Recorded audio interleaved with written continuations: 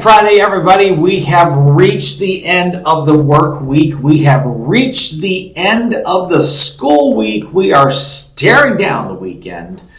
And I want to welcome you to the Friday Five. It is 5 Minutes with Phil. And here we are looking at the weekend. And I want to send you off with God's Word for you today. And I want us to unpack that and look at it together. We're going to look in 1 Corinthians chapter 10. Now, I really want to have a heart-to-heart with every Christ follower who's watching this and listening to this right now.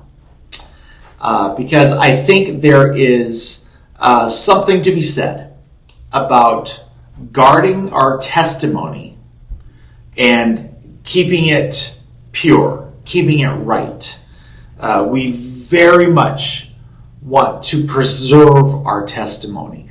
And Paul talks about that in these verses. So I want you to join me in checking this out. Look at this. Starting in verse 32 of 1 Corinthians chapter 10. Paul says, "Do not cause anyone to stumble, whether Jews, Greeks, or the church of God. Even as I try to please everyone in every way. For I am not seeking my own good, but the good of many, so that they may be saved." Christian, I want to talk to you today about how you are perceived by the people around you. Chances are there's somebody near you who is still growing in their faith in God. Maybe there's somebody near you who is not serving Jesus yet. And what arises sometimes with a lot of believers are what I call these gray areas. You know, these areas of conduct and choices that we can make that maybe to you on the surface are not a big deal. Maybe it's not a sin issue. Maybe for you it's not something that you think is wrong, but if the wrong person saw you doing it, they would think it's okay and it would be devastating for them. I want to caution you today because your testimony is something that you really need to protect. And it's something that you really need to cherish. And I'm going to make a statement, okay? Just because you can doesn't mean you should. Let me say that again. Just because you can doesn't mean you should.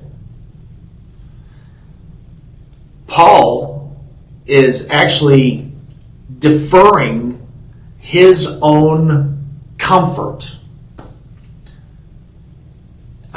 in favor of protecting someone else's spiritual well-being.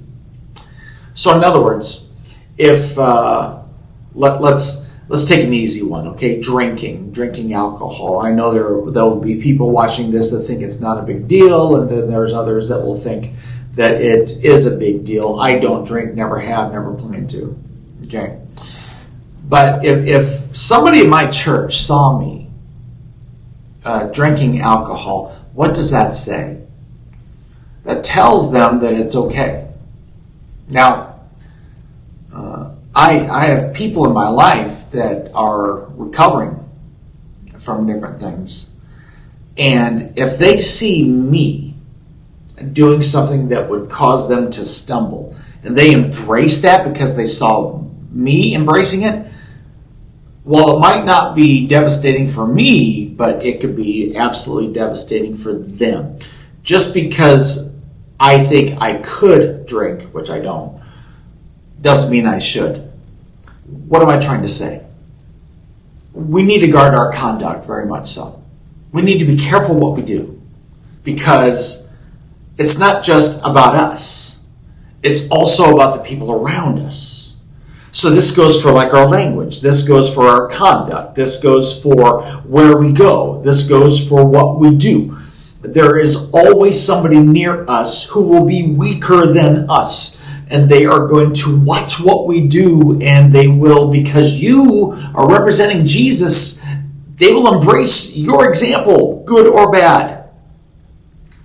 And so this weekend, I really want to challenge you today to embrace and be deliberate about being a very good example around the people that are close to you, around people that maybe you don't even know are watching you, but they are. Don't make anybody stumble. We're not seeking our own good, but we want to see people get saved. Let's, as Christians, let's guard our testimony at all costs. All right, that's my challenge to you. I love you. Thanks for joining me today. Let me know what you think in the comments. I'd love to hear your response. And until next time, we'll see you. God bless you, and you take care. Bye-bye.